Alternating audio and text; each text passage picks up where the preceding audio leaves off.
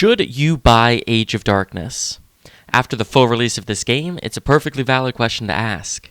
And today we're going to take a deep dive into the mechanics of this game to see if it's worth your time. So let's hop right into it.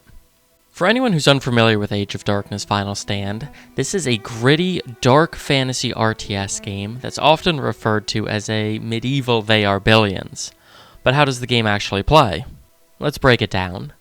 First up is base building.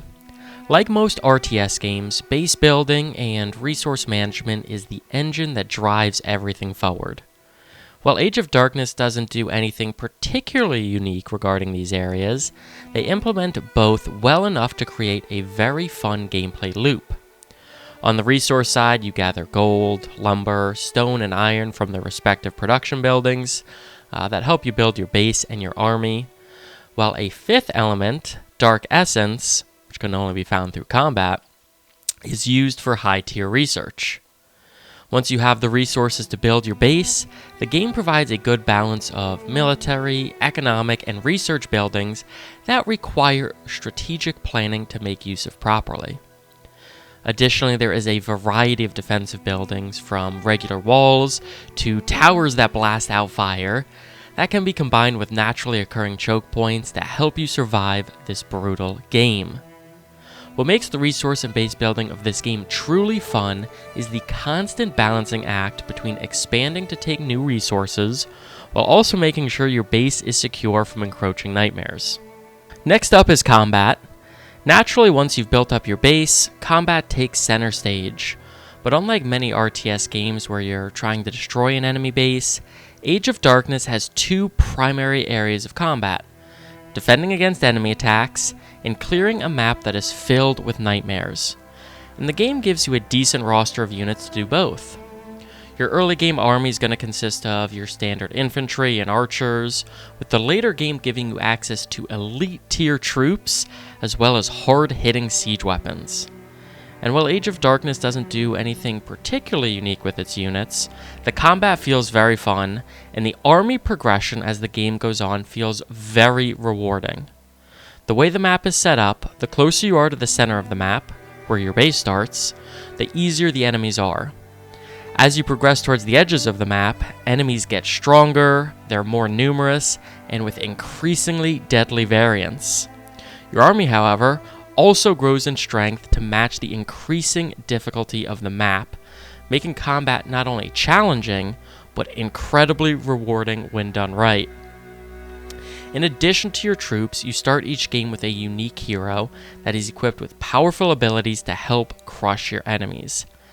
These powerful units add an incredibly unique element to combat that defines this game to such a large extent that we're going to highlight them more later on.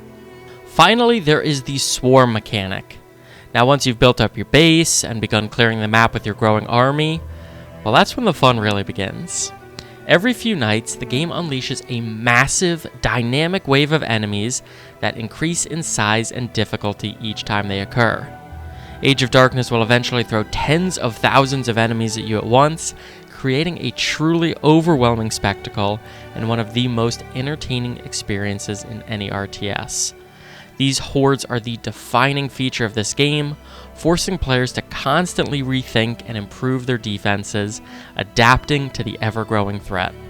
You can experience all of these gameplay features in the two primary game modes that Age of Darkness has to offer. The first is a campaign mode that's really more of just an extended tutorial with a decent enough storyline to keep you engaged, but this helps set you up for the main game mode, which is survival mode, where you are going to take on 5 increasingly difficult swarm nights until you are faced with a final massive battle, which can be done both solo as well as co-op.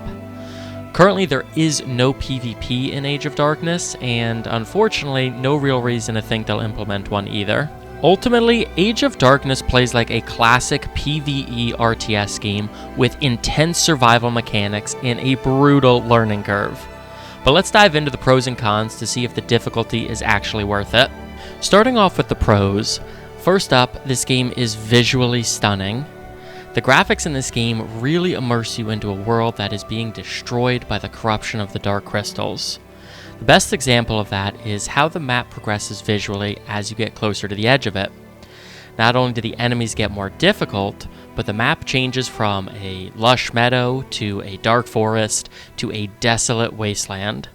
Additionally, the enemy units change from the less dangerous gray variety to the hyper-aggressive teal version. These changes in the map really make the world feel alive and that you're fighting against this truly horrifying enemy, giving the game an amazing tone from the graphics alone, and maybe a little bit of PTSD from the color teal. Secondly, the game is challenging but rewarding. There's no question this game can be brutally challenging. I remember getting decimated when first trying out horrific difficulty, but even when I was getting shellacked, the game never felt unfair. I would look back on my losses and think, I didn't get Arbalest quick enough, or I didn't have enough resources for a proper defense, or I didn't expand my territory fast enough. There was always something I could have done better to succeed. The game ultimately rewards smart decision-making without ever feeling unfair. And while any missteps will be brutally punished by the enemy, you really can learn from your mistakes and be rewarded with the ultimate sense of accomplishment when you finally succeed. Next up is the hero units. As I mentioned before, Age of Darkness prominently features hero units, unlike a lot of other RTS games, and they are easily one of the best features of the game. The heroes are exceptionally powerful units that are just a ton of fun to command, as they add a really dynamic element to your army.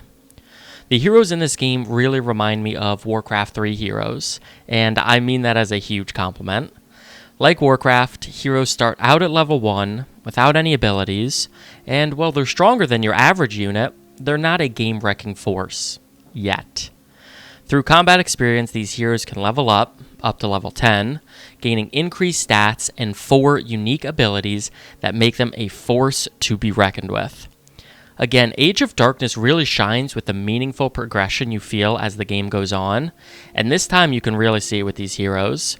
They allow you to feel like you're getting stronger as the game goes on to help you push back increasingly difficult enemies.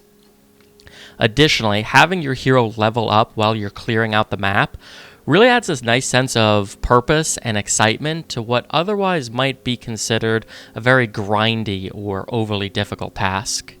Ultimately, the heroes shine as one of the absolute best aspects of this game. Next up is the replayability. Despite the main game being a PvE survival mode, there is great replayability as no two survival runs ever really feel the same. This is primarily because of the high-quality procedurally generated maps, with each map providing different layouts, resource locations, enemy attack patterns. Each run really feels unique. Add in the 6 heroes, each of which fill a different role, from frontline tank to backline damage dealer. They are all worth trying and add another element of replayability. I have about 200 hours in the game currently, and there is still a lot of more content for me to consume, and that, to me, is a great value for the purchase price. Now on to the cons, and Age of Darkness has 3 really simple ones. The first is how difficult the game is. In case I haven't mentioned it about 100 times already, this game can have a brutal learning curve, and if you don't like a challenge, and it's completely fine if you don't, then this game might not be for you, as you are expected to fail a lot when playing. The second con is limited faction variety. Despite Age of Darkness featuring 3 different factions, they are so similar to each other that, well, they might as well be the same faction, and each of them only really have a couple of unique units differentiating between them. This can lead to survival runs feeling very similar. And Age of Darkness could really improve this game by making each of these factions feel a bit more distinct and unique so that you want to play them beyond just your choice of hero. And the final con is a lack of a PvP mode. As I mentioned before, there is no PvP in this game and no reason to expect them to implement one. And so once you've beaten the PvE mode on the top difficulty, it can really feel like you've experienced all the content of the game. That really caps the longevity of this game, in my opinion, compared to a game like Age of Empires 2, whose competitive scene has kept this game running and still receiving content 20 years later. So at the end of the day, should you buy Age of Darkness Final Stand? Well, if you love deep strategic RTS games with survival elements, this is absolutely worth picking up. It's intense, it's rewarding, and it offers a unique experience compared to other strategy titles. However, if you're new to the RTS genre or looking for a strong PvP experience, then this won't be the game for you.